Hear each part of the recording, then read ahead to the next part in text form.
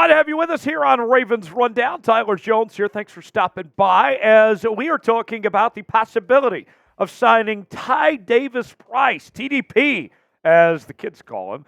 A new report from Bleacher Report, NFL insider Alex Ballentine, is suggesting that the Ravens make a move to sign the San Francisco 49ers former third-round pick out of LSU.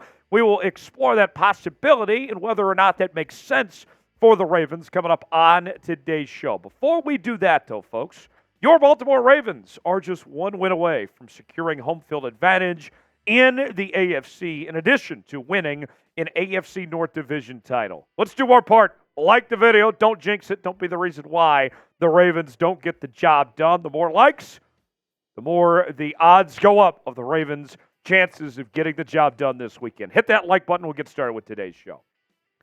Let's begin with this quote from Ballentine in his reporting in Bleacher Report this week of this possibility. He said the following: the season-ending injury to Keaton Mitchell last week was disappointing development for the Ravens offense. They brought up Melvin Gordon III from the practice squad, but the veteran just doesn't have the near same juice as Mitchell. Finding a younger back on another practice squad could be the move.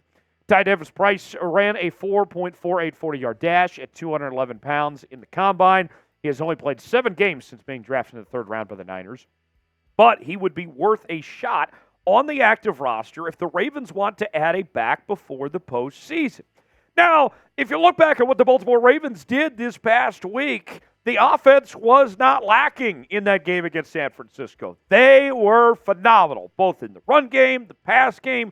They looked like complete unit. Todd Monken did a really good job of the offense that he called, setting them up for success. And if you're looking at just the surface level, what we saw from the Ravens this past week, you would say, well, they don't need another running back. What are you talking about? But think about this, okay?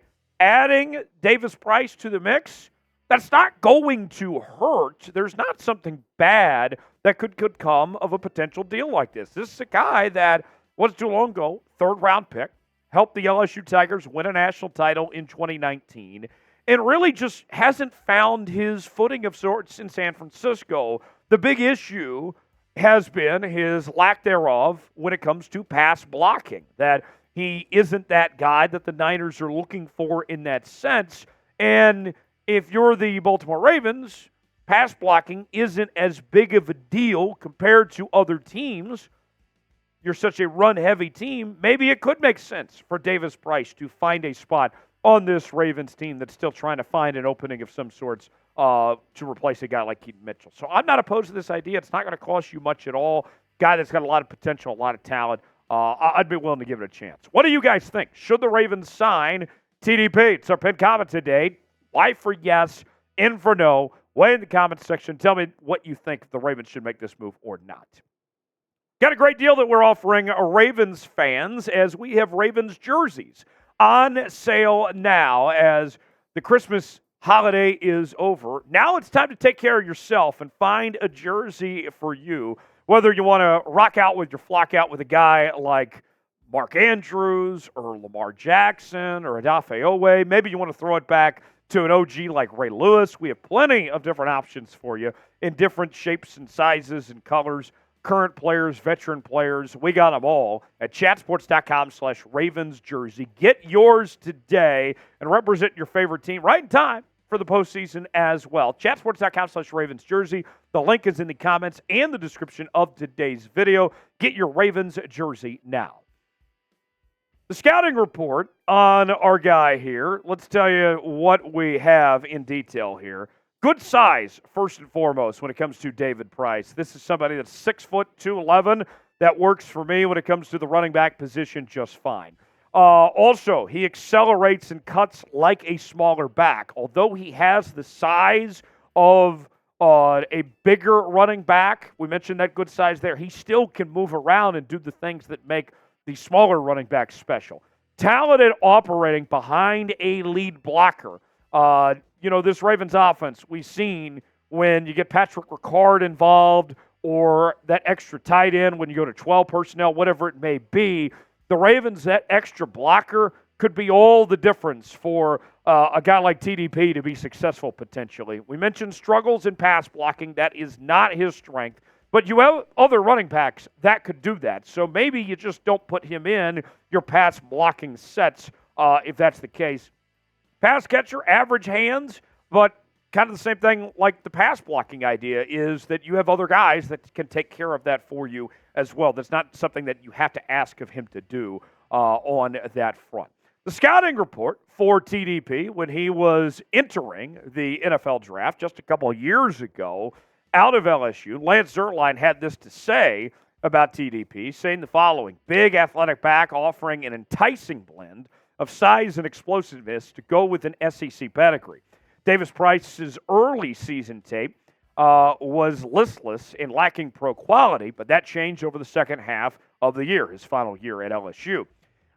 He's a back featuring urgency, indecisiveness, physicality, and finesse on any given carry. Davis-Price's athletic ability and hammerhead finishes with help him create yardage. He has the size and upside worthy of consideration in the middle rounds, and ultimately he was picked in the third round.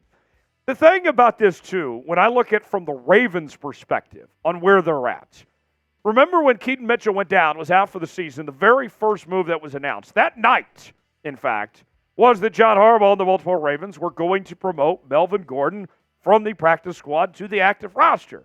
And if you've been watching this show for the last few months, our sweet prince, Melvin Gordon, I have told you many times over and over again, the Baltimore Ravens deserve and could do much better than Melvin Gordon.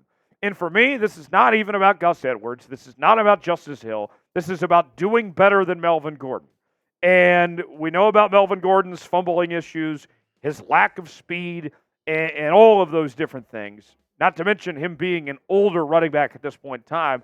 I'd be more than willing to give a shot to a younger running back like TDP rather than wasting my time trying to depend on Melvin Gordon. Now, this Ravens team, it's a pretty special group. Number one team in the AFC right now, best record in the National Football League. Hard to find a flaw with this group, but what's the biggest need? What does this team need to do to adjust things before they get ready for the postseason? Weigh in the comment section. Tell me what you believe is the biggest need for the Baltimore Ravens right now. We are ramping up our coverage here on Ravens Rundown as the run to the playoffs is going to be covered right here on the channel like no one else is. Not only the daily news and rumors, we got watch parties going, we got Q&A mailbags, live shows, and more.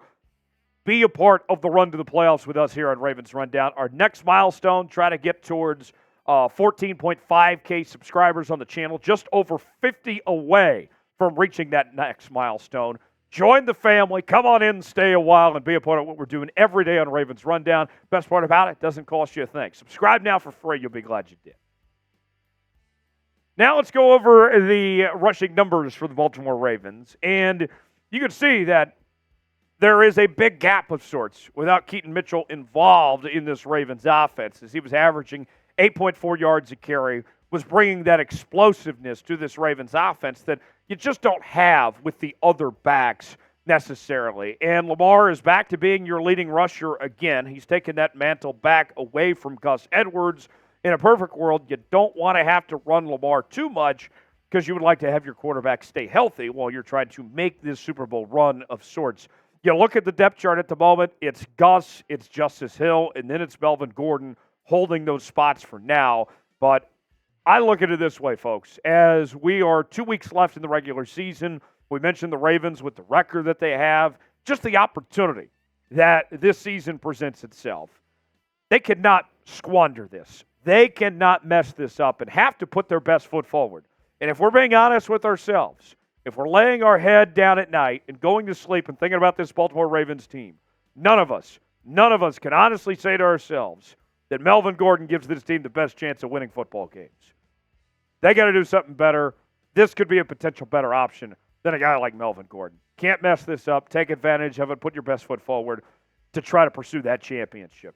If you enjoyed today's show and you want to see this Baltimore Ravens team end up with that number one seed, like the video. We would appreciate it, and we will see you next time right here on Ravens Rundown.